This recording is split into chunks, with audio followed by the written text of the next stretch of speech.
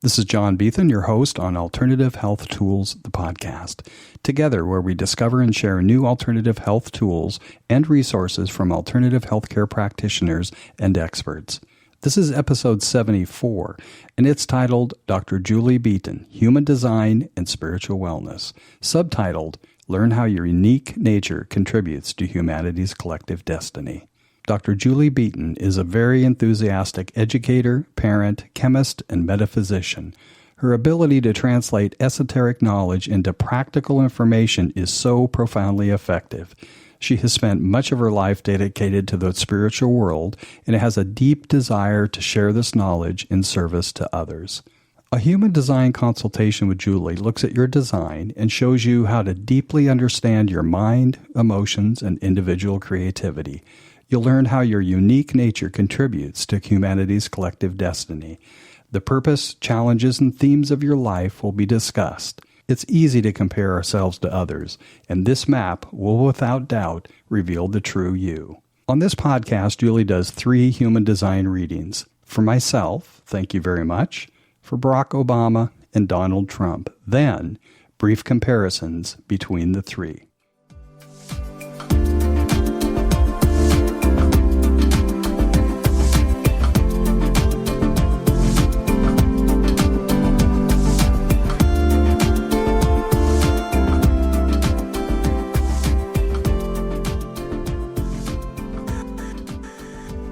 Hello.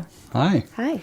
So Okay. So today we're actually live with Julie Beaton. That's how I know her. What's your middle name? Is that your... That's my maiden name. Your maiden name? My maiden name. Awesome. Where are you originally from? New York City. New York City. New York City, yeah. New York? You can New talk York. like that. Yeah. It's been a long time, but once from New York, always from New York. Yeah. Yeah. The first time I was in New York, I was working with a software company I had in Santa Fe, New Mexico, LibreSoft, and went to New York to meet with Chase Manhattan.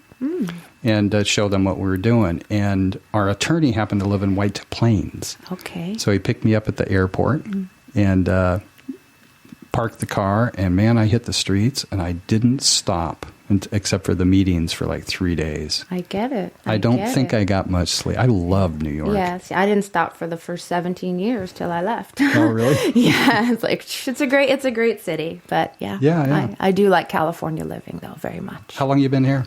Oh, about 19 years. Oh, wow. Yeah, long time. Nice. Mm-hmm.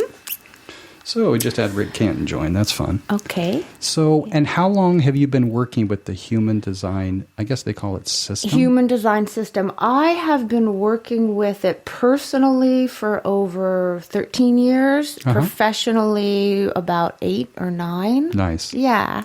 And it's, it's just a wonderful tool. I mean, I love astrology. I love lots of the metaphysical arts and sciences, if you will. But this one is just so very helpful, so very profound, so very accurate, and you don't even need a belief system to really have it resonate for you. And where did it all come about? You know, it came about from a gentleman who called himself Ra Uru Hu, and he got this information in 1987 and worked with it as a science. It's called the science of differentiation, till he died in 2011.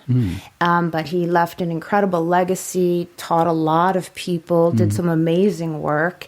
And, human design, like life, is an experiment. So how do you experiment with yourself? How do you learn about yourself? And life is full of contradictions and duality, and this really maps it out for you. And one of the intentions of this work is really...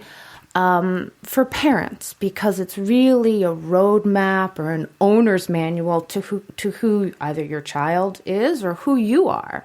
So you can kind of parent yourself now that you have this information, or reparent yourself or re-understand yourself in this new paradigm way of looking at things. So it's really helpful. Yeah, some people think it's like astrology.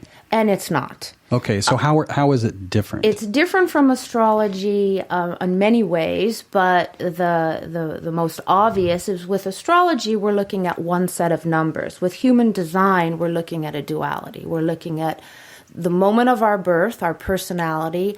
In addition to that, bit of information, we're also looking at our genetic inheritance, our design information. And we put those two things together. And some would say the greatest love affair you'll ever have in this life is with those two parts of yourself. and that certainly comes. So right there, that's different. And the other thing about this system, it is, like I said earlier, the science of differentiation. And it utilizes astrology, like you mentioned, the planets. It utilizes the I Ching, which is the ancient Chinese book of changes. There's a one-to-one correspondence with the I Ching and the human genetic code, so it brings in the modern science. It's also reminiscent of the Kabbalistic tree of life, as well as instead of the 7 centers you see in the Hindu chakra system, we talk about 9 centers here. So it's utilizing lots of different things, and it's something new. It's a new science, and if you look at it that way and approach things, you will really see how the experiment plays out in your life. All right. So I'm just like, questions come up. Okay. So it's like when you're doing a reading, which we'll get into. Yes, we will. Is how much of your intuition is playing with it? Well, this work is a transmission for Ra and other people. You are bringing forth kind of cosmic data. So it is a mixture of that. So I certainly prepare and have all my details. I have a scientific background, so I love all those details. And then it's what to go with and what to emphasize. And you kind of listen to your intuition and what really will speak to someone. Because it's, each time I prepare for a reading in this work, it's always different because everybody is different. Yeah, everyone's different. Everyone. What's your scientific background? I have a PhD in chemistry. Oh, fun. Yeah, I love chemistry. I love the details of chemistry. And, of course, I love the details of human design work. Nice. Yeah. Very, very nice. Yeah. So where would you like to get started? Let's get started with you. All right. So one thing I'm going to do, this is like all new to me, but, folks, what I'm doing is I'm just going to put up my chart. Excellent. That's a great, just as You've an got the chart in front of you? I have the chart in front of me, and if you're looking at the screen, you can all see what I was referring to as the 2 sets of numbers. The column on the right, which is black, personality, who we think we are, what we relate to, what we know about ourselves, and that's calculated at the moment of birth, just like in an astrological chart, you calculate at the moment of birth. Now, the second column of numbers, the design, the red, the one on the left in this particular diagram that we're looking at, is your genetic inheritance. And we receive that approximately 3 months prior to our birth. And then we put all of that information in this 9-centered representation of the human being. And some would say, like I said before, the greatest love affair you'll ever have in this life is with these 2 parts of yourself, because they don't always agree. There are contradictions. We do have what some might say hypocritical parts of ourselves, or different parts of ourselves that come out. So that would be the first thing to point out. The next thing is, in every body graph, yours and any body graph that's generated, you can see that the head, which is the triangle at the top of the graph, sticks out. Yes. And that is to emphasize that our heads, our minds, are not meant to rule our lives. They are what we call, in human design speak, the outer authority. Nice. So automatically that's different from other things that we are used to, where it's a very mental society. We have to think about things, weigh things out. Is this choice right? Based on logic and linear thinking. And what this system does is say, no, it's our body consciousness that has the wisdom. It's our cellular intelligence that knows more than the logic. Logic is beautiful, but it has its limitations. Whereas if we really honor the wisdom within our bodies, what is correct for us, what is in alignment with our bodies, then we are more peaceful, we're more satisfied, we don't let this mental anxiety aberrate our daily living. So what we say in human design is our body is like a limousine. And our personality, the column that you can see, the black, what we know about ourselves, our mind, our thoughts, that is not meant to drive that car. That personality of ours is meant to sit in the back seat and observe. And what really is meant to drive the car is found in another part of our body, actually in the yellow diamond in the center of your chart. And that is really the driver, if you will. And if you understand your design and honor it, you honor this inner authority, and we'll talk about what your inner authority is in a moment. But as we honor that and let go of the fears and the mind control and all of these things that can distract us from our power, then we end up where we're supposed to be, learning the lessons we're supposed to learn in this life, not getting confused or frustrated or letting fear guide us. So the idea is our head, our minds are really meant for the other. If you want to inspire somebody, teach somebody something, share about our past, contemplate our future, that's great for the mind. But if you want to make a personal choice, what job to take, what vacation, who to marry, who not to marry, any of these choices really comes from, like I said, your inner authority. So in your case, John, your inner authority comes from your sacral center. But before I do that, let me just go through the centers so everybody's clear on what that is.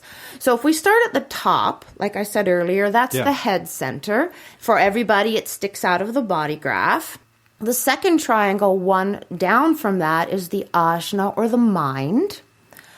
After that, we have a square, and that is the throat center. And of course, there's a lot of pressure on our throats, our voices, to manifest, to share. So a lot of all the energy really in the body graph wants to go there. You see what I mean? Mm-hmm. Then we have the diamond in the center, which is the first center you have what we say colored in. In some situations, or in how should I say this? Some centers are colored in. Mm-hmm. For you have two, the yellow diamond and the red square. And that means for you, John, those centers are operating 24/7. The open centers ideally are where you learn in life. Mm. But, of course, our minds get seduced by what we're not, and it takes us away from our power. And I'll give you some examples in your chart of how that works.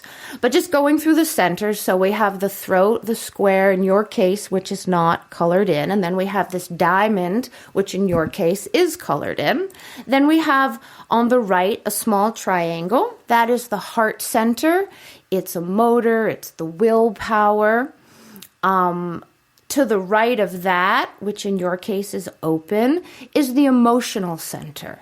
Mm. It's the place really where humanity is evolving at this time. We are really growing in our emotional awareness of each other, of the fact that we truly are a brotherhood and a sisterhood, and we should, care about one another, that we can see that in this paradigm, if you will. Then the center, just to the left of that's colored in for you, the red square, that is your sacral center. I'm going to spend some time talking about that because that is your authority. The center on the bottom, the root center, it's open. So you have square. The square, yes, that square center on the bottom is the root center, and you have that open. So we'll talk about what that means. And finally, the triangle on the left is what we would call what we do call the spleen center. It is our ancient awareness system. It's all about survival in the now. So that's just a general going through the centers. But let's talk about you. Let's talk about your chart, and let's talk about where you have your power and where you make your decisions from. Like I said earlier, not from the mind, not from fear, not from pressure, not from stress, but from this red square, one up from the bottom in this body graph. And this center for you is or the center for anyone, I should say. About 70% of the population has this center defined. It is a motor. It knows if you have energy for something. So you're a generator, which means you're not to initiate, even though our modern, particularly American society, go, get things happening, start things. Most people are not designed for that. So ideally, you're in your body responding through this sacral center. And this sacral center, like I said, it's a motor. So if somebody asks you a question, it's not, does your mind say yes or no, or should I do this, and weigh all the logical possibilities. It's really, does your body have the energy for this job, for this party, for this cruise, for this endeavor?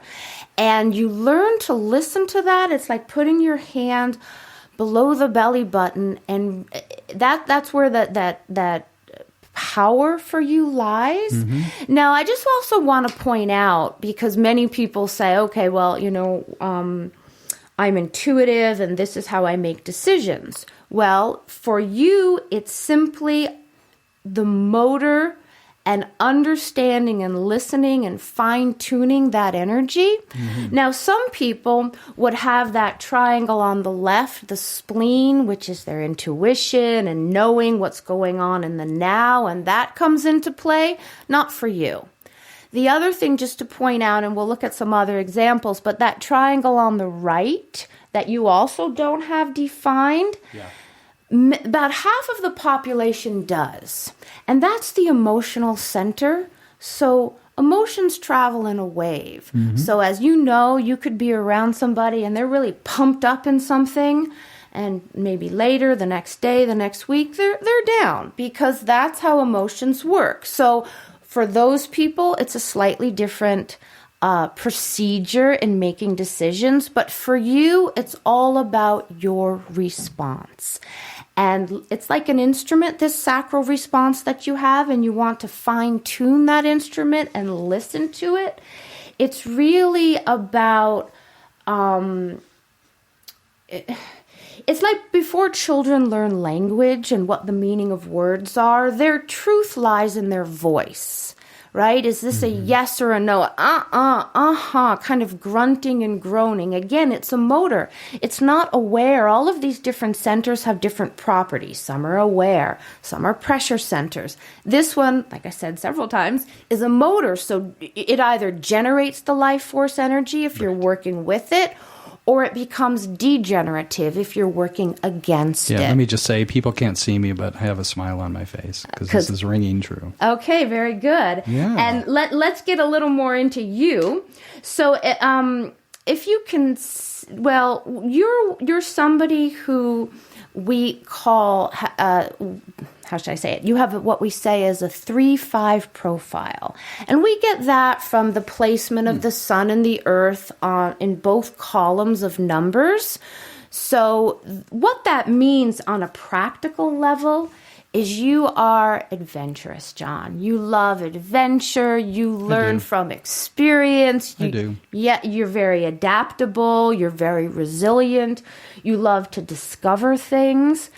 The other aspect to this 3 in your design is you learn through trial and error. You know that the wall is there because you've just walked into it.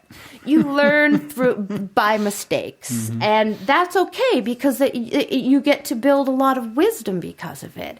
And if it's a correct mistake, if you've been asked something and you respond correctly, then it's not a mistake. Even if you could perceive it as such, or if things don't work out the way you planned.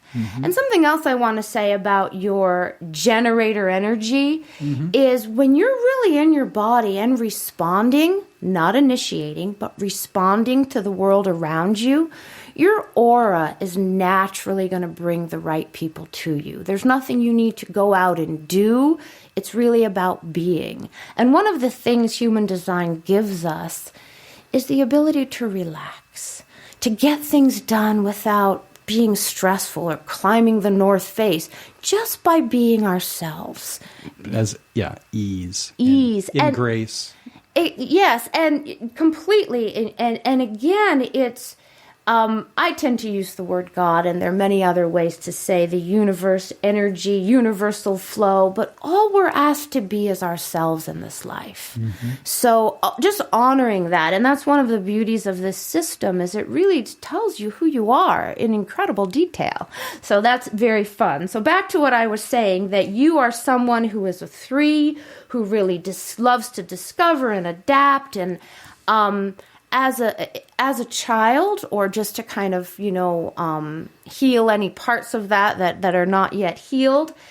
As a child, a 3 is you make mistakes. Again, you have a new toy and it breaks. It's not to berate somebody. It's what did you learn from it? Isn't that interesting that when you throw it in the air, it's going to break? Whatever comes from that. But that's your process. And it's once we accept and understand that, it just makes life easier and actually more exciting. So as that 3, the adventure, discovery, you're someone who really can speak up for the truth. You are someone who always knows what the right thing is for you. Yeah? Mm-hmm. And then that other part, that 5, that's on your design side, your sun, earth, that is actually a projection field. So, John, many people might project onto you that you know the answers to things. Right. And you may or may not, but they think you do. So it's super important for you to recognize that, and recognize that you have a very practical approach to things that people like, that people want. And the idea is for you to take all that experience as a 3, all that adventure, all that, trial and error, and then pass that practical knowledge on to people. But on a personal note, you pass that practical knowledge on, and then you're out of there. You don't have to stay and see it all through. You give them that information and move on, because that works best for this particular profile. And just so you know, just my feedback is, yep. Yeah, excellent. This I know. Yes, this is good. And so now something that I really want to talk about is this channel. You have a fascinating chart, and wonderful for this forum, really, because you have only 2 centers defined. So again, this 2 centers you have defined, we talked about the sacral, the motor that really knows if something's correct for you or not. And then this yellow diamond. Everything else is open. So what happens in life? Our power is there, and then we're taken away from our power. And we learn to really be who we are, sometimes by seeing what we're not. And so all of this openness can pull you away from this power. But the power that you have is found in this channel of the what we call the 14-2. And the channel connects these 2 centers. So for example, if you look at the sacral center, you see you have the 14th gate. And then if you look at the yellow diamond, you have the 2nd gate. Both are defined, so we can make a channel there. And actually, that's your only channel. Everything else are just what we would call hanging gates, which is why you have so much openness in your chart. But this channel that you have is all about your creative energy. It's all about your discovery in life. It's all about honoring your power skills. It's all about where are you going and how are you using your creative, juicy, fertile energy. Now, there's lots of different circuitry in the Bodygraph, and this comes under the category of individual circuitry. So what that means is several things. First of all, as an individual, you're essentially deaf to the outside world because you can't be influenced. You're an individual. You need to be yourself. So that can be a very good thing when you really are in your place and you're not hearing what the people around you. And I guess the reason I say could be a very good is when you live with someone who is an individual who doesn't always hear you. Of course, that has its challenges. But the idea is you are here to do something completely unique. And if other people are affecting that, well, then you will not be able to fulfill that particular mission. Mm-hmm. The other thing about individual circuitry that's very important to understand is it works on a pulse. So when it's on, you're feeling good, you know where you're going, you really feel connected. But because the pulse can also be off, when the pulse is off, the chemistry in our body is that of melancholy. Mm. And that's natural and normal, and we all experience it. What happens, though, is when we give that melancholy reason, I'm upset because of this, I feel this way because blame, shame, guilt, all of these things that are not relevant to the fact that the pulse is simply off. And the melancholy becomes depression when we give it reason. So as long as we just accept that the pulse will turn on again, just it comes and goes, just inspiration is there when it's there. And I'm sure at this point in life that when you do feel melancholy, sometimes that's where the greatest creativity lies. Absolutely. So that's largely been the last 6 weeks of my life. Yes. It's been very rich. In creative transformations, because someone who, like you, that is so very creative and individual, you bring something completely different, a mutative energy to really just by your presence. If you pass someone in a coffee shop, a grocery store, at the beach, and you're in alignment and you're in your power, you can empower another person's direction because that's the channel that you have. It's nothing you have to do or say.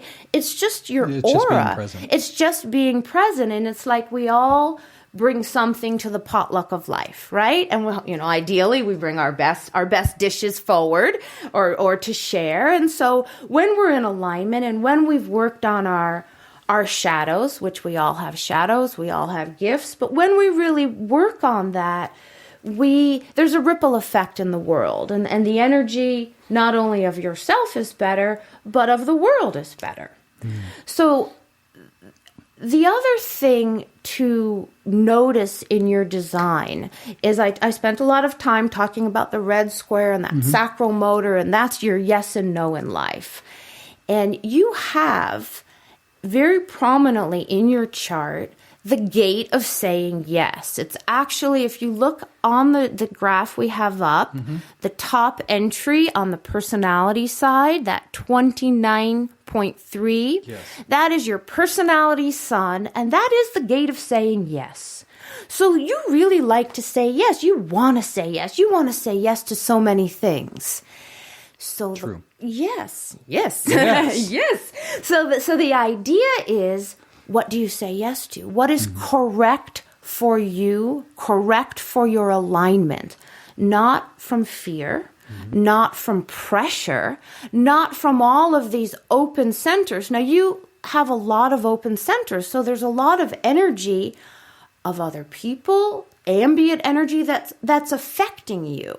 So it's always important for you to take that alone time to really hear what your answer is. Because now let's contrast that, that I said, to the open center at the bottom of your chart. That square at the bottom is the root center. It's a pressure center, it's a motor. And of course, there's a lot of pressure in this world. And because you have that center open, not consistent, you can exaggerate the pressures of others. You can exaggerate the stresses of others. So now you take that wisdom and you can learn about how pressure and stress work for people, work for humanity, work for you, but you don't have to run it through your body. And there's a tendency with an open root, I have one as well, so I speak from experience. Because it's a pressure center, we think if we hurry up and do 5 more things, we'll be rid of the pressure. If we just do this really fast, the pressure will go away. The pressure will never go away. It's an ambient pressure. It's everywhere. Well, with that in mind, one thing I've discovered is that slower is actually faster. Yes. Isn't getting older a beautiful thing? Yes. We just get wisdom, yes, and it's true, and very much with this design. It's, again, because not only do you have the root center open, which is a pressure center, the top of your graph, that triangle that sticks out, is the head center. That's also a pressure center. So in your design, it's like a pressure sandwich. So you have experienced pressure and probably have experienced through trial and error, because you are a third line being, what works and what doesn't work. So always getting quiet and really listening to your sacral center, your authority, will always guide you. It is the driver. Your mind is not the driver. Your fears are certainly not the driver. It's really honoring that. And as you honor that as a way to say yes to things in life, or no, a yes is a no, if you see what I mean, you will always be at the right, have the right people come to you, have the right situations come to you. And the way the generator works, that sacral energy, it's like you take it all in and you kind of hit this plateau, and that's where your transformation occurs for the next set of lessons, because life is about learning. And these open centers, which you have so many of, are many, many places where you can grow wise in life, because we always grow wise in what we're not, right? You know how to be creative. You know how to discover. You certainly know how to say yes. But do you know how to slow down? Well, as you have gotten older, yes, you have, but even more so. And then the other thing, sorry, I didn't mean to interrupt. No, I was just agree. Yeah. Yes. Acknowledging. You were nodding. I saw that. And just to finish that thought about the open route, if you go to an airport, there's especially in the modern world, there's a lot of stress there. And so really recognizing that stress is not yours, that you are there to learn about it, and you can shield yourself from it simply through awareness, and just not have it run through your body, because there's no need for it. It's not yours. There will be moments, of course, we all have stress in life, when that stress, your stress, appropriate stress, can energize you. But you want to run that through your inner authority, your sacral response to life.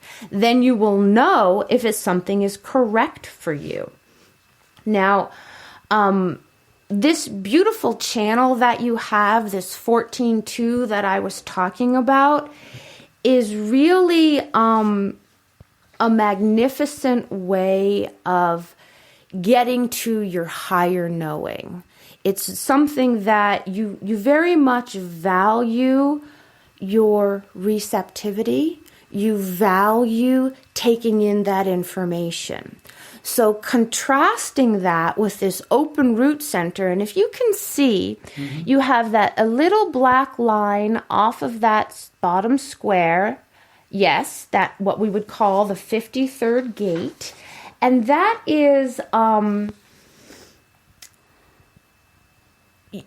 it is the gate of beginnings. So you can, and perhaps earlier in your life, have felt very pressured to begin things. Should I begin this? What should I start? You love to begin things. But if you begin things to remove the pressure, as opposed to from your authority, you might not have the energy to complete it, because you didn't enter it, as we would say in human design speak, correctly. So you always want to engage that sacral response before you say yes. And like I said earlier, you are someone who really wants to say yes. You have the gate of yes in your design. So for you, it's probably when you were younger, even more so, you wanted just to try everything. And I did. Yeah, and for good or for bad, but here you have the experiences to now share with us the wisdom from your adventures, because you are a third line being. You've been around, you've seen a lot of things. There's a lot of wisdom there. But always wanting to recognize that when your mind is saying, ooh, I'm going to start this, because if I start this new thing, I won't feel pressurized. Or you have a momentum that builds, and this is particular to your design. So this momentum is success breeds success, so you want to start more. And if you let that make your decision for you, you will then have to backtrack. I get it. And, I can go on in infinite detail because I love to. But, the practical thing about this system is it tells you, it helps guide your decision making. Mm-hmm. So again, we're not making decisions out of fear or trying to be like everybody else, but because we're really just being ourselves. Right. Awesome. So with all of that, I have, of course, always more to say, but there's some other things we want to do. Huh? Okay. So let's just go back to there. So what did you want to do next? Well, I just wanted to say one more thing about your chart, if I may. Yeah. Because I just found it interesting.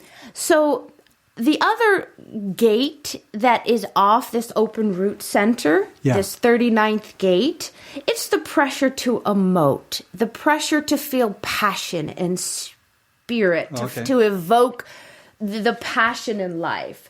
So you might feel that you are wanting to make decisions so you can feel the provocation of spirit, so you can feel passionate. So again, caution. Just because the impulse is there doesn't mean you say yes. Always recognizing that your power comes from your definition, and not let other people's emotions, other people's stresses, other people's fear overwhelm your energy. Awesome. Okay. So extremely valuable. Okay. Excellent. Yeah. Did you want to say anything more about the chart? No, I'm good for now. Unless you have questions, No, I could say them. So just briefly, my experience was validation. Okay. When you said it, I knew it. I just intuitively know it. So. And that's, I get that response from people when they are exposed to human design. On the one hand, it's, wow, how did you know that about me? On the other hand, it is, I always knew that, but it was never put into those words. Right. So it's just affirming that you just are meant to be yourself in this life. Mm-hmm. Mm-hmm. Still have your lessons, of course, because that's why we're here. Okay. Awesome. Yes. So where would you like to go next?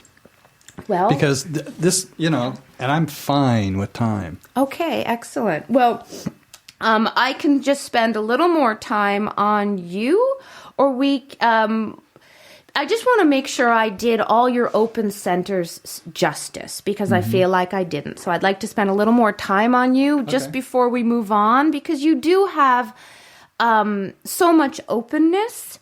And like I said earlier, those are the places where we learn, where we're not defined, what's open for us. But we can become very seduced by what we're not. So your mind will say, well, John, if I hurry up and avoid my emotions altogether, I can prove that I'm mentally certain about this, this, and this. And all I did in constructing that idea was look at all your open centers, because again, they pull us from our power. So all you need to recognize is that you work on a pulse. There's a propensity to say yes, and anything else is really just pulling you away from that. But you can learn. You can learn how the emotions work, because you don't have that center, that triangle on the right, defined for yourself. So you can grow very wise in emotions, in how people react emotionally. You can grow very wise in how people deal with stress. You can grow very wise in how people can become very egocentric or very competitive. You are not that yourself, but being open, particularly when we're not aware, we exaggerate those energies from the people and the world around us. Got it. Okay. Next. Awesome. So what is next? Well, I thought we would take a look at Barack Obama. All right. So that's his chart. That is his chart. And if you notice, he also has only 2 centers defined, different than you do. The centers he has defined, we'll start in this case from the bottom. He has the root center, and that is directly connected. Both ends of both gates are defined, creating a channel from his root center to his emotional solar plexus. So this man has a very consistent way of dealing with stress. Unlike, yes, do you have a question? No. Go ahead. Unlike in your chart, because you're open in the root center, you have an inconsistent way of dealing with stress. Okay? Now, the other thing we see about Barack Obama's chart is he has the triangle on the right defined. He's an emotional being. So emotions, like I talked briefly before, they travel in a wave. And about half of the population is emotionally defined. The other half is not. So at any point, an emotional being is somewhere along that wave, either up or down on the wave. And just comparing that with you for a moment, if somebody who is very emotionally defined comes into your space and you're not aware, you could take all of that in your open emotional center and either personalize it, think it's yours, exaggerate it, or become very wise, like I said, about how emotions work. And on a practical level, John, if you are with someone, either Barack Obama or another emotional being, and you're feeling very emotional in their presence, in their aura, if you leave them, and not half an hour, 45 minutes, you're back in your own space, then you know it was their energy. So that's kind of just a rule of thumb. But now looking at Barack Obama, who has a very interesting chart, he is someone like you who is very open. Unlike you, he is not a generator. He's what we call a projector. So that's a very delicate type, if you will. And he is somebody who is really, if you look at his personality and the information we find on that black side of the chart, he loves privacy. He loves retreat. He is somebody who really does better when he has his own space and can really be somewhat reclusive. That's where he builds his energy. So, of course, you could see a challenge that he had in the White House, right? Yeah. Never having his own space. Right. So it's going to be interesting to see some of the potentially wonderful things he does now when he is able to be in his own space, right, because he didn't have that there. Now, if you look at his design, personality, sun and earth, and John, one of the reasons I always like to point those things out is most of the neutrino field, and that's these infinitesimal particles that travel through the cosmos. So, for example, travel through the sun or through Neptune or Jupiter and get affected by it. And that's what imprints us, and that's what we're reading here.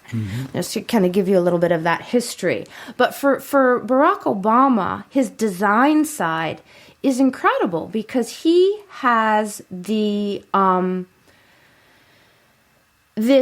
higher knowing that essentially is genius. It's unlearnable knowing. It's part of his inheritance. It's part of who he is. And he also has this incredible ability to express himself conditioned by his ideals. So this design side of him is really interesting because it's what so many people were attracted to or believed in or do believe in his nature, because he it's really kind of who he is. He is a natural. He is a natural at understanding what's important in life. But then I spent a lot of time talking about the open centers in your chart. Let's take a moment to talk about the open centers in his chart. Because one thing you had was the sacral center and the G center defined. And that G center, that yellow diamond, he has it open. So for him, when you have that center open, environment and the people who are around you really matter. Because you're like a chameleon. Now, you're someone who conditions that environment. You bring a very well-grounded, well-sensed knowledge, mental knowledge of who you are. Yeah. Someone with this open G center, like Barack Obama has, well, particularly, as a child growing up, it's kind of looking for, who am I? What is my purpose? What is my direction? I have 2 daughters, and they both have this center open, this G center open, and it can be a challenge, especially when you're not aware. So again, here's your chart that you brought up, and you see you have the yellow diamond, or the diamond colored in yellow. And if we look at Barack Obama's chart, his diamond center, the same center, is open, not colored in, not consistent, conditioned by the environment. So let's just take an example, just play here a minute. So here you are with your very defined G center. You know who you are, you know where you're going. You've got to, and then you are with Barack Obama, someone who has an open G center, or I could say with one of my children, the same configuration. The person with the open G center will get conditioned by your very defined center. So they'll want to be like you, particularly when they're in your aura. And going back to my children, for example, who have this open G center, they can be very conditioned by who they're with. And that awareness as a teenager is very, very helpful, because incredibly helpful. My daughter came home from high school one day and thanked me that she had that information, because she could see how it was influencing her mind. And that's the point of all of this. How does this influence our mind? How can we calm our mind and really be in our power? And by going through, the infinite details of each individual, when you take the time to understand that, again, you get into your power. So the point that I want to make here about Barack Obama's chart is who is around him, who was around him in the early part of his presidency, who was around him after. That influenced him. And again, because he is an emotional being, his decisions should never, ever be made spontaneously, because emotional beings are always categorized or always conditioned by the emotional wave. So you understand the moment, not colored by the emotions. Someone like Barack Obama, even though he has a consistent access to the root pressure, because he's an emotional being, at any given moment, that this particular chart or someone else who's emotionally defined, they're always essentially wearing watercolored glasses. They're always in the water. It's either calm and tropical or a tsunami or somewhere in between. But an emotional being should always give themselves time. And we could see that Barack Obama was wise in the way he used his emotional wave. He didn't, he wasn't spontaneous in things. Some people could say that was good. Some people, and that's not the point of this. We're not kind of getting, right. We're not judging it. We're simply looking at his chart and seeing the beautiful gifts that he has. And again, like I said, this gift for higher knowing, this genius, this expression that's really all about his ideals and his ability to really understand feelings and focus them. And also, his chart really says that peace is a process. It's not about the goal. It's about how we get there, right? And that's very, very Absolutely. And it's very important in this world that we live in. Do you have any questions before I continue to rattle on? No. I'm fascinated. I mean, actually doing comparisons is very helpful. Yeah, yes. it's very helpful. It's very helpful. Interesting. Yep. Yeah, and then so again, like I said, he is some Barack Obama. Let's make sure I'm respectful here.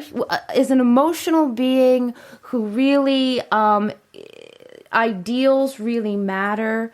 Being alone. A projector is a very delicate type, and they're about 20% of the population are projectors, and they really need their retreat. And he really needs his retreat. He has the gate of retreat. So it's very important for him to have experienced his own space, his own energy. So like I did say, it's going to be interesting to see what comes up for him in his future, because he is somebody who does care about people and wants to make a difference. Okay, so let's look at something else as comparison. As another chart I have here, and that is the current president, Donald Trump. Oh my gosh. And I chose his chart for many reasons. The obvious ones, of course. And I just want to put a disclaimer here. There are astrologers, there are Vedic astrologers. Some say he has a magnificent chart. Some say not so much. So we all of us have wonderful things in our charts, and all of us have challenges. Yeah. And it's just a question of how it fits in. Yep. But to serve as a comparison here. So if you want to just put up Barack Obama's and Donald Trump's, I will give you a moment. And what I can say while you're doing that is both of these gentlemen have emotional definition, which is the triangle on the right. Unlike you, right? You have that center open. Yay, here we go. So That is the chart for Donald Trump. And as you can see, he is what we would call a manifesting generator, which means he is a generator. He has that, by definition, that red square, one up from the bottom, defined. But like Barack Obama, he is an emotional being.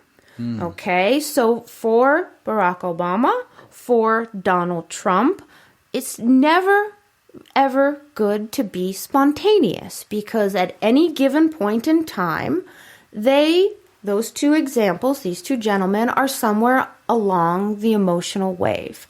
Up on the wave, everything's great. Let's say yes. We wake up, we're down on the wave. Nothing's great. Why did we say yes? That's the idea there. Now, as you can see, Donald Trump, like you, has the open root center. So he can exaggerate the pressures of the world. He can feel all the pressures of the world, and his body you can't see right now, he can run on it. And he's also, unlike you, he's a manifesting generator. Manifesting generators love to be busy, busy, busy. Work. They love to move around a lot. And then with this open root center, constantly on the go. And not having consistent access to or a consistent way of dealing with stress. So then you layer in the emotional wave, right? And I remember the first time I looked at it, it was before he took office, and my phone was constantly getting all of these news flashes because, right, Donald Trump likes to work in this constant dramatic way. And if you just compare that to Barack Obama, who was emotionally defined, but he has that root center defined, so he had a consistent way of dealing with stress. Whereas particularly, I'm guessing Donald Trump has not seen his chart or spent time hearing about this, doesn't have a consistent way of dealing with stress, so is exaggerating his stresses and the stresses of the world. So the first thing to say is, I would say to Donald Trump, is slow down. Honor your responses, that sacral response like we talked in your chart, and honor the emotions. Honor the emotional wave. Become a witness. Because anybody, either Barack Obama, Donald Trump, or one of my daughters that's emotionally defined, will always get clarity in time. Time is their friend. And again, you can see in Donald Trump's configuration with that open root, he's constantly feeling like he has to hurry to get rid of pressure, but he will never get rid of the pressure. The pressure is there, and of course, we'll leave it at that. Now, the other thing, there's some very interesting things in his design as well. He has, if you look at that red square, and you see how it's connected to the triangle on the right. So the red square is the sacral center. The triangle on the right is the emotional solar plexus. And this channel that he has, which turns on both centers because both gates of the channel are defined, we call that the aura buster. I have a good friend that has this channel as well. Many do. But he's somebody who can be intimate with somebody instantly. And when I say intimate, I mean on all levels. He can be friendly with people easily. And I've witnessed that when I've seen news clips of him, people coming into his world, and all of a sudden they seem friendly together. And part of that is because he has this channel. He can become intimate or friendly with people right away. That can be a gift. Depends how we use it, of course, like anything. Yeah? Oh, yeah. But you can see it when you see him, that there people say he's charming. People say that he can say the right thing to you, and we see that in this design. Okay, the other thing that's so interesting that he is what we call, he has the other channel that he has is the channel that connects the emotional solar plexus to the throat. The throat is that, in this case, it's defined, so it's a brown square in your case, and in Barack Obama's case, it was not defined. This is really what makes him a manifesting generator. There's one of the things to always remember in human design is there's a lot of pressure on the throat. There's a lot of pressure to know what to say or how to say it or to manifest things, and that all comes out through the voice. And he is someone who has consistent access to his voice. Oh, yes. Yes, he does. So the thing to recognize here is this channel that I was talking about from the solar plexus to the throat is actually the channel of the jack of all trades. It's all about crisis and change. So he really can be all about crisis and change. Now, I do want to point out something about this channel that I found interesting is that we have two other presidents that have this same channel. One was the most recent George Bush. So crisis and change. We had war, we had crisis, we had change.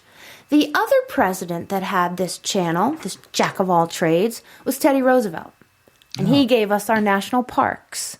So nothing is either good or bad. It's how we use it. It's what we do with it. It really is, yes. It's our intention, exactly. And it's the other thing to point out about Donald Trump's chart, like the same with Barack Obama, he's got that open G center. It is very important who's around him. Who's around him influences him, for good or for bad. So that is part of his makeup. And we can also see that he is someone who is very good on the material plane.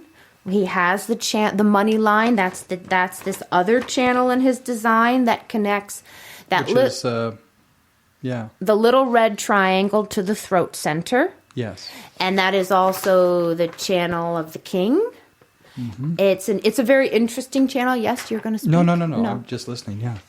So he can be very successful on the material plane. Mm-hmm. He can be somebody who, let's say, guides us. Mm-hmm. He can lead us. He has the ability to educate the uncommitted with this energy of his. The other thing that was true with both Barack Obama and Donald Trump, because they are emotionally defined, because they either were our president or currently our president, they can condition the emotions of our country. So again, going back to Barack Obama, he had a defined route to that emotional center. So he was consistent in how he dealt with stress. Donald Trump, open route, not consistent with how he deals with stress, can exaggerate the stresses that can then come out in his emotions, which can then affect the country. Yes? And he also has this channel of crisis and change, which could be very good, which could be not as good. He has the potential to change things for the better, and that doesn't mean because it's his intention, it's because of the circumstances and how we all respond to it. Now, I've said a lot of things. So would you say that he's at all influenced by American citizens? Where do you think he gets most of his influence? I mean, by the people close around him. Okay. And so that's why it matters who's around him and who is right. saying things and what their intentions are. Yeah. And therefore what he says yes to. Mm-hmm. And for him to also recognize that he is emotionally defined. And when people have that revelation, mm-hmm. it really changes their life. And like I said earlier, half of the population is emotionally defined and half of us are not. I'm like you, John. I am not emotionally defined. So I visit the emotions. They're nice. I like them sometimes. But those who are emotionally defined are constantly living in a watery environment. So they don't always have that clarity. Mm-hmm. And they can, it can build up and release in lots of different ways. Mm-hmm. And then the other thing to point out about Donald Trump, if you remember when we started, I talked about the fact that you're a 3-5. And that 3, trial and error, you learn, you're adaptable, you learn through mistakes. Well, Donald Trump is what we call a 1-3. So he also has that 3 that you have. He learns through trial and error. He learns through his mistakes, ideally.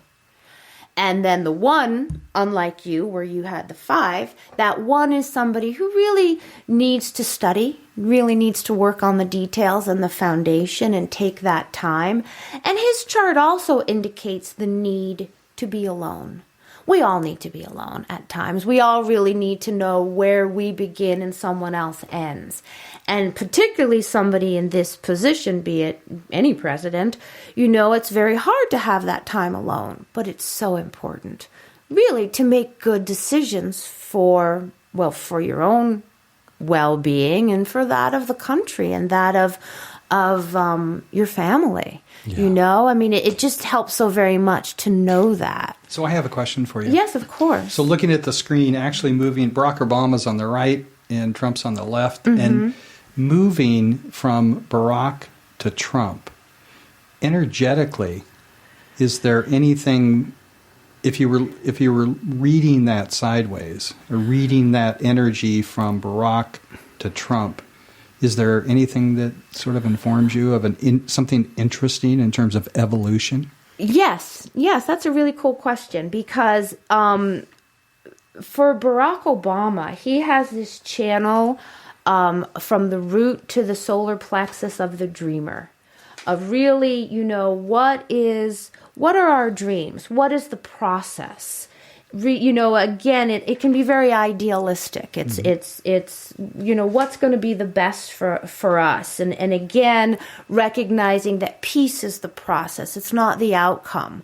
Well, if you continue on, if you were to overlay the two, you could see that Donald Trump has the next thing. I would like to point it out, but it might be difficult because I might fall over the wires. But if we look at Barack Obama, that channel he has, if you take your pencil from the solar plexus, you can see Donald Trump has the next thing defined. So I guess to answer your question without getting lost in the details of the chart is he being Barack. No, he being Donald Trump. So Barack starts the focused feelings and what's important from this real root survival place.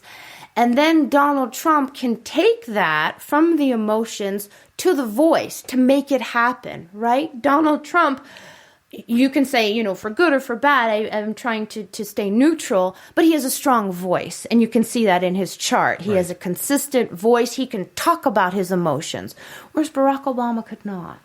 It didn't mean he didn't have them. He just couldn't bring them forth. So if we're trying to look at it from an idealistic standpoint, the fact that Donald Trump has brought so much into the front,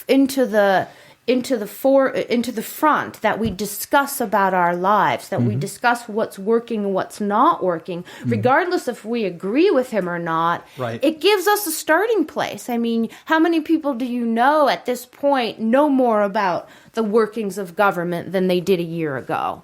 How many people are more involved in what's right and what's wrong? So Donald Trump has brought that out for us, and that's a good thing. He's brought things to the forefront. We see what works and what doesn't work. Yeah, actually, 3 months before the election, it dawned on me that it could be a very good, interesting thing if he was elected. Yes. Because it would just bring things to the surface. It would quicken the issues. And that's what it's doing. Yeah. I mean, the one thing you can say about Barack Obama is his profile. I did talk about your profile as a 3-5 and Donald Trump as a 1-3. Yep. Barack Obama is a 6-2. And that 6 really comes into its own when someone gets over 50. They mature. They really become the leader. And that 2 in his design makes him a natural. I did refer to that as him being a natural genius. He's just natural at things. He's a gift for knowing things. And being somebody who has consistent access to his pressure, to the pressure of the world, makes him calm, makes him walk with more ease. Or grace. Or grace, of course. Whereas there we have Donald Trump, who's a manifesting generator. All manifesting generators are busy, busy, busy, work, work, work. They are the busy, busy beavers of the world. Yep. And then here you have Donald Trump with an open root center. So, feeling pressure, feeling that he has to remove all that pressure by perhaps going fast. And again, both of these people being influenced because they have that open diamond, that open G center, by who's around them. So if you put somebody around, anybody with an open G center that has higher values, higher principles, they could be influenced by that. If you, again, going back to my teenage daughters, if they're around people that are wild, and then they could take that on. They're around, my husband and I both are defined with our G centers, so we've conditioned them to be a certain way. When they leave our home, they have that open G center to then experiment and learn. But always, I've taught them for so many years now, who's around you matters. And it doesn't matter as much for you, John, or me, because we're defined that way. We define ourselves. Exactly. We don't get influenced. We influence others. We condition others. So, for example, you, with your very defined identity and know who you are, know where you're going, you will, if you're around somebody open that way and they're with you, they're going to want to be like you when they're in your aura. And then they leave your aura, and that 30, 40 minutes pass, and then they're kind of back to themselves, for good or for bad. We do condition ourselves. And then someone with an open G center, and maybe not these two gentlemen that I used as examples, somebody that's younger, let's say like my daughters. I have one that's almost 21 and one that's 17. They both have these open G centers. Well, if their mind gets seduced by what they're not, going into that open G center, will I find my direction? Will I find my purpose? Will I find my love? And if they make all decisions based on that, they've lost their power. And their power comes from, in my children's case, like you, that sacral motor. Do you have the energy for this or that? That should be the way you make decisions, not from your mind, not from your fears. And then we can translate that to the presidents, the two that we've looked at. Mm-hmm. Because both have a number of, Barack Obama having so many open centers, but very grounded in who he is, very grounded in his refinement, very,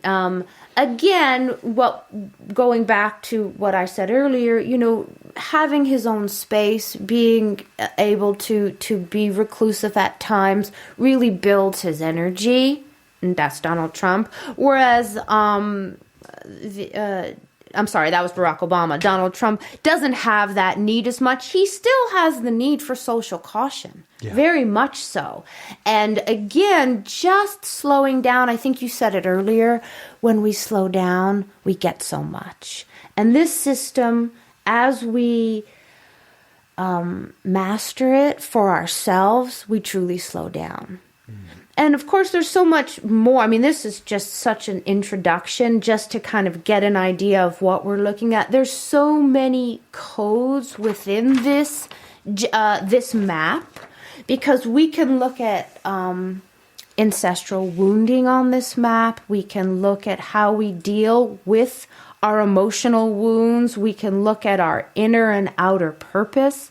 The other thing we can do, which is fascinating, is we can take a baby, the birth chart of a baby, and go through all of their life cycles and look at the whole purpose of the incarnation. So we can look at anybody's chart and understand what the purpose of their life was all about. And if you can understand that when you're still alive, when you're young, think how much more power and how much joy and how much more success you will have in learning your lessons if you have that perspective. So what would your kids say about this?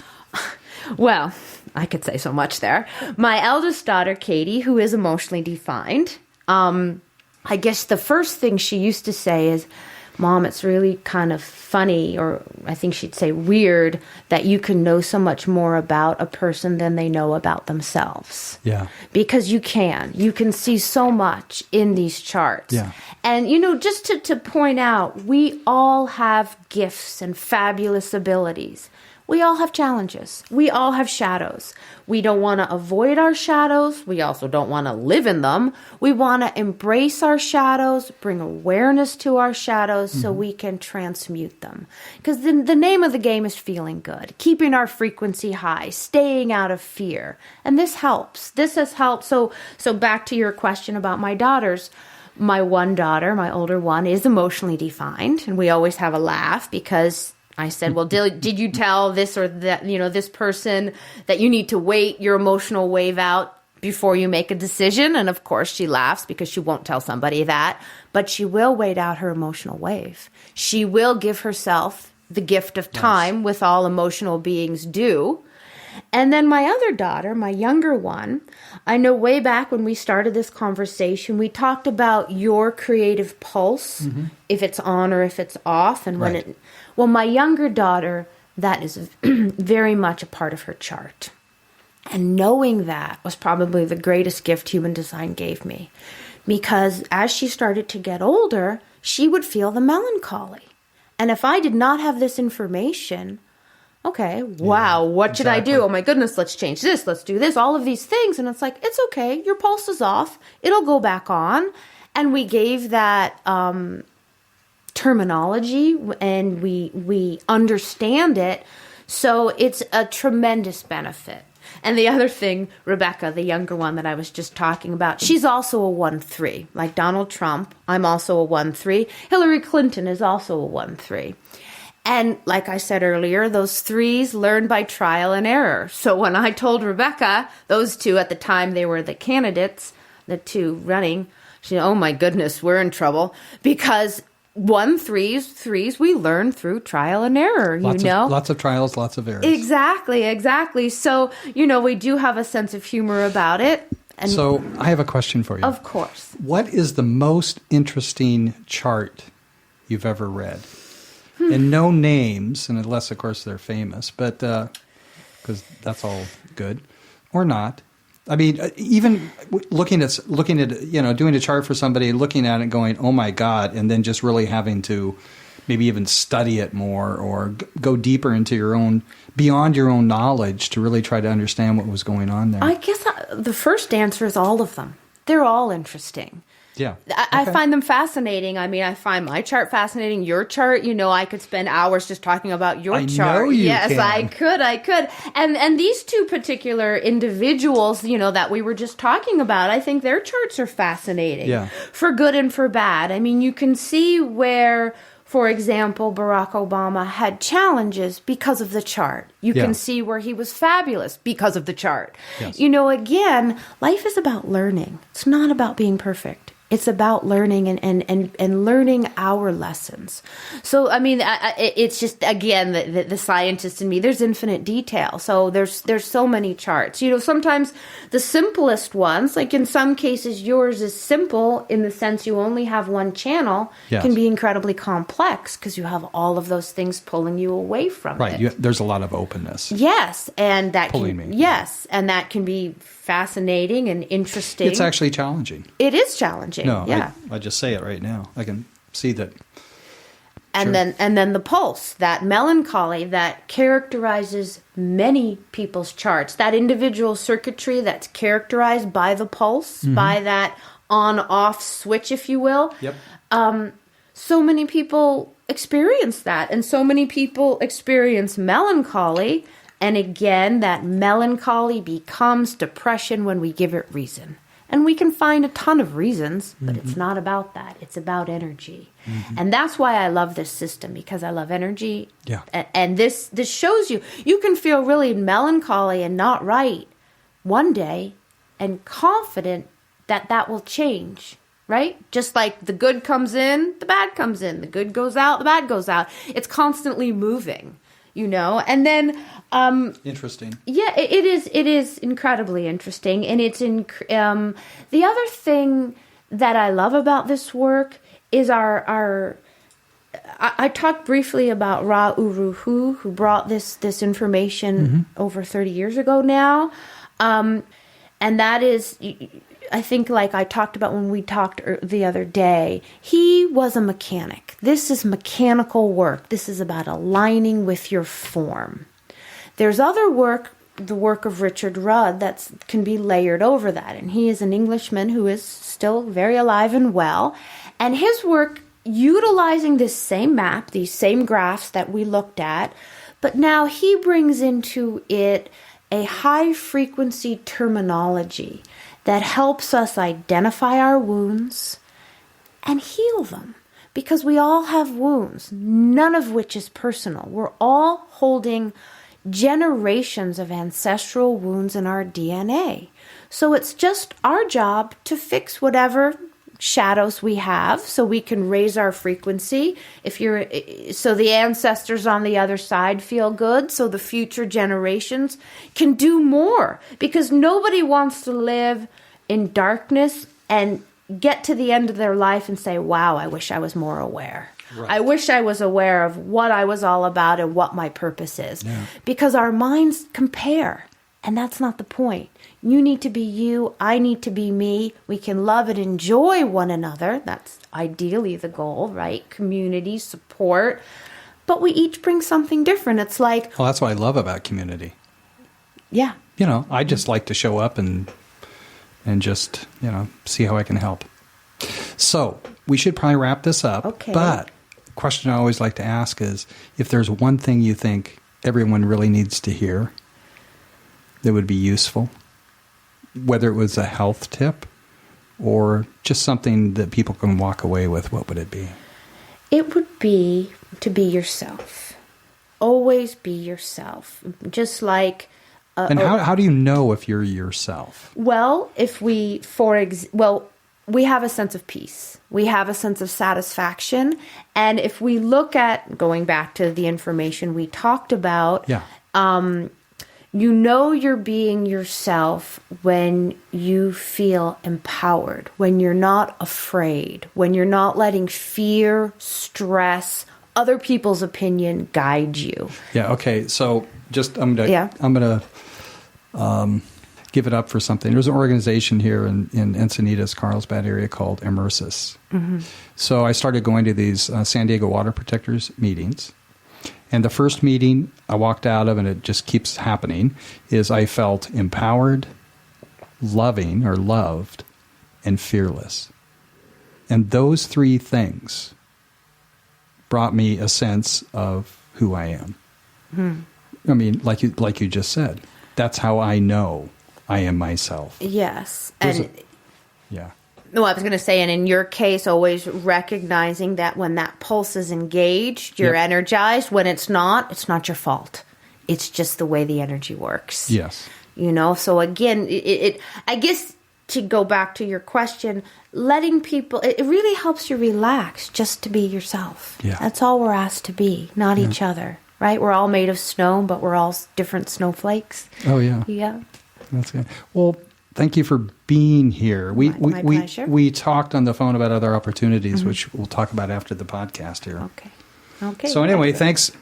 Thank you, Julie. It was great. Excellent. I'm glad you enjoyed it. And lastly, how do people get in touch with you? The best way. We never even mentioned the website. The website, theinnerscoop.com. Theinnerscoop.com. Awesome. And there's information there of all the different readings, the human design, gene keys. So I study the Kabbalah, so I like to share that as another way to understand yourself. Yeah. So theinnerscoop.com, yeah. All right. Excellent. Thank you, John.